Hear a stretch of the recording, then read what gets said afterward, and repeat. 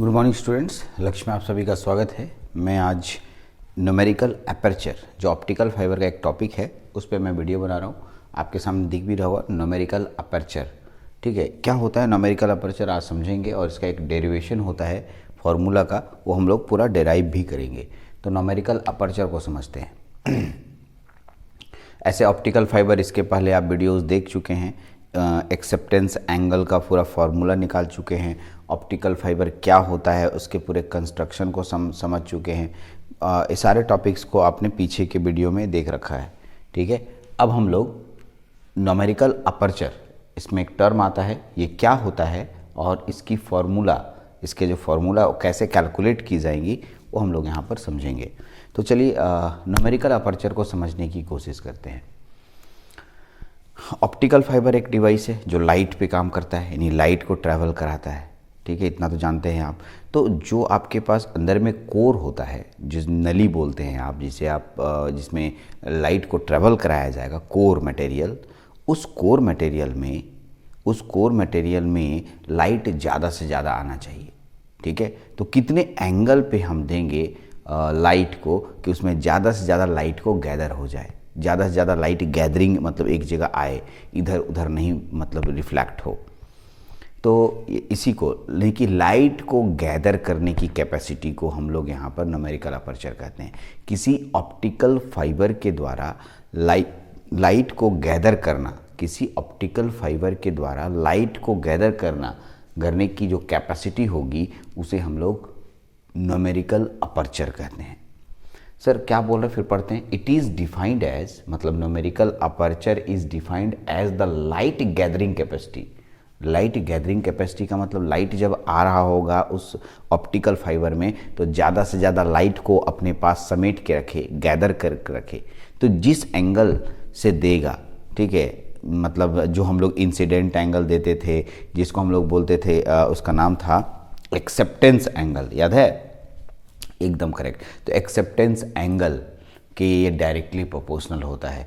जितना ज़्यादा acceptance angle होगा, ये एक्सेप्टेंस एंगल जो मैंने आपको प्रीवियस लेक्चर में डेराइव करवाया है, उतना ज़्यादा लाइट गैदर होगा उसके अंदर। ठीक है, ये इंपॉर्टेंट पॉइंट है और ये ऑब्जेक्टिव क्वेश्चन में पूछेगा कि न्यूमेरिकल अपर्चर किसके डायरेक्टली प्रोपोर्शनल होता है। पहले न्यूमेरिकल अपर्चर क्या है? ऑप्टिकल फाइबर के द्वारा लाइट को गैदर करने की कैपेसिटी।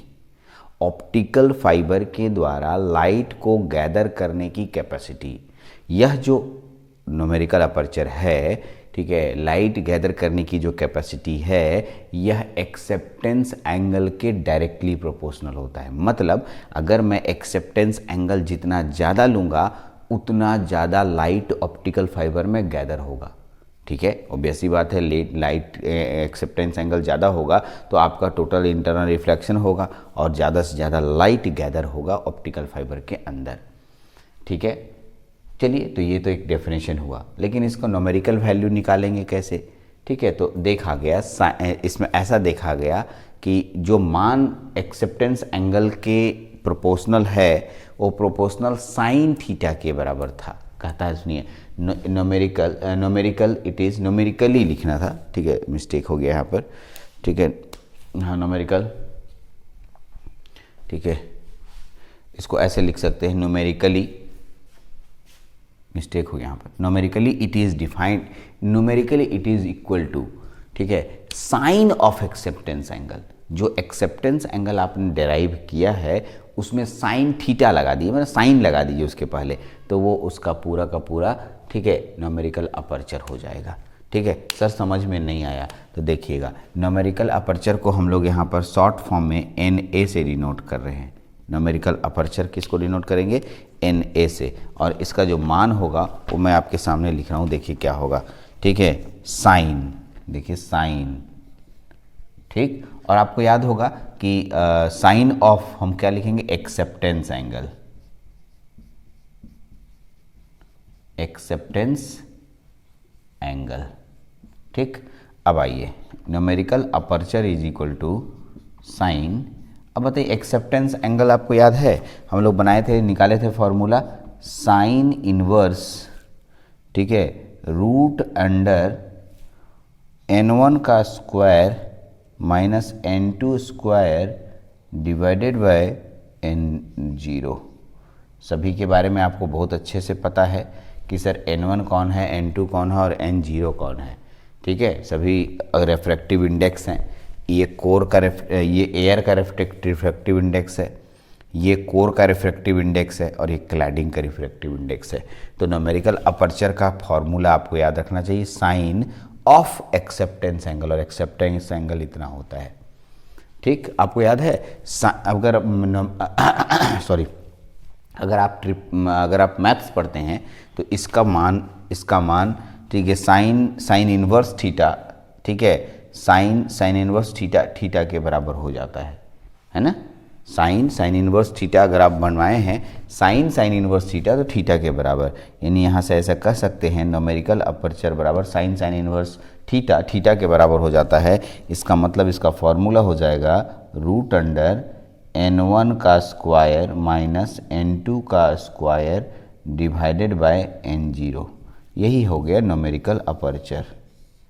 बहुत इंपॉर्टेंट है, इसे न्यूमेरिकल अपर्चर कह सकते हैं। तो न्यूमेरिकल अपर्चर का फॉर्मूला कितना आसान है, आसानी से निकाल दीजिए। कहता है कि जो भी मेरे पास एक्सेप्टेंस एंगल होगा उसका साइन वैल्यू निकाल दीजिएगा तो न्यूमेरिकल अपर्चर निकल जाएगा। और न्यूमेरिकल अपर्चर का फॉर्मूला निकालने में कोई दिक्कत नहीं है, मैंने साइन लिखा और एक्सेप्टेंस एंगल का फॉर्मूला होता है sine inverse root under n1 का स्क्वायर माइनस n2 का square by n0।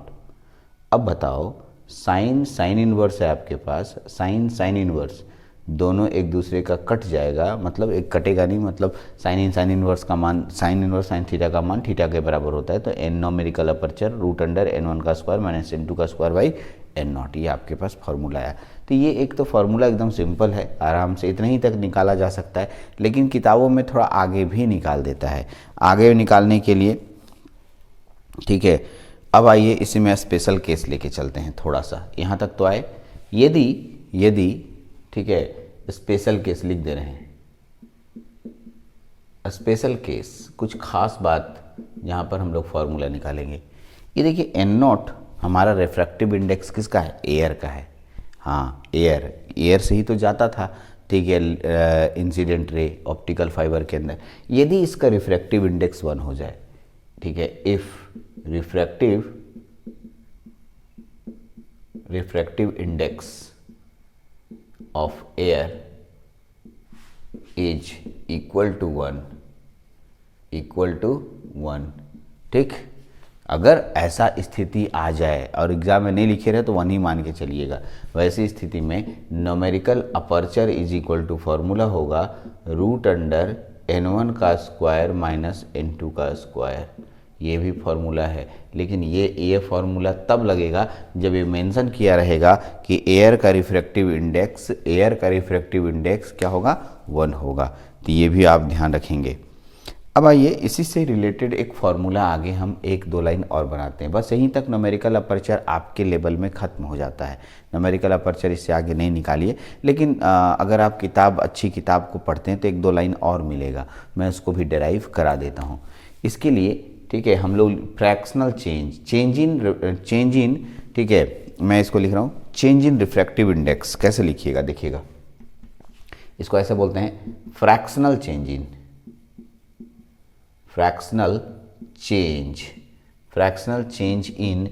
Refractive index,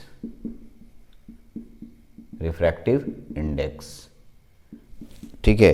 तो अब याद कीजिए, fractional change in refractive index in optical fibre को याद करा देता हूँ। ऑप्टिकल फाइबर ये था, ये कोर है ना, इसके ऊपर क्लैडिंग लगा रहता है, ये वाला, यही ना है जी, और इसी में आप रे देते हैं ऐसे बाहर से। तो बाहर के रिफ्रैक्टिव इंडेक्स हमको कोई मतलब नहीं है, इसका रिफ्रैक्टिव इंडेक्स n1 और इसका रिफ्रैक्टिव इंडेक्स n2। तो इन दोनों के रिफ्रैक्टिव इंडेक्स में जो बदलाव होगा, फ्रैक्शनल चेंज कैसे निकालते हैं, फ्रैक्शनल चेंज को हम लोग डेल से डिनोट करते हैं। याद कीजिए, फ्रैक्शनल चेंज को किसे डिनोट करेंगे, डेल से, और इसका जो मान होगा इन दोनों के अंतर, ठीक है, और जिसमें लाइट जा रहा है उसे डिवाइड कर दीजिए। इन दोनों के अंतर और जिसमें लाइट ट्रेवल कर रहा है उसका रिफ्रैक्टिव इंडेक्स से डिवाइड कर दीजिए। कहने का मतलब, ठीक है, n1 minus n2 divided by n1, ये आपको याद रखना होगा फ्रैक्शनल चेंज। कभी भी किसी का फ्रैक्शनल चेंज निकाला जाता है रिफ्रैक्टिव इंडेक्स के रूप में, तो आप यहाँ पर दो रिफ्रैक्टिव इंडेक्स ले रहे हैं N1 और N2, तो भाई N1 माइनस N2, लेकिन हम लोग डिवाइड N2 से करेंगे N1 से, तो जिसमें हमारा लाइट ट्रेवल करेगा उसी से हम डिवाइड करेंगे, यानी N1 minus N2 by N1 को फ्रैक्शनल चेंज बोलते हैं। क्या बोलते हैं? Fractional change. यहाँ तक तो आपको कोई दिक्कत नहीं है। आइए यहाँ से इसको मल्टीप्लाई कीजिएगा तो del into N1 is equal to N1 minus N2 आपके पास आ गया N1 माइनस N2।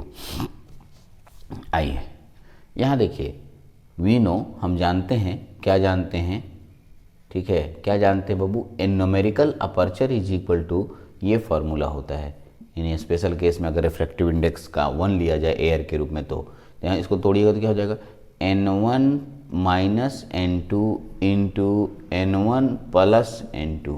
कोई प्रॉब्लम नहीं यहाँ तक? नहीं सर।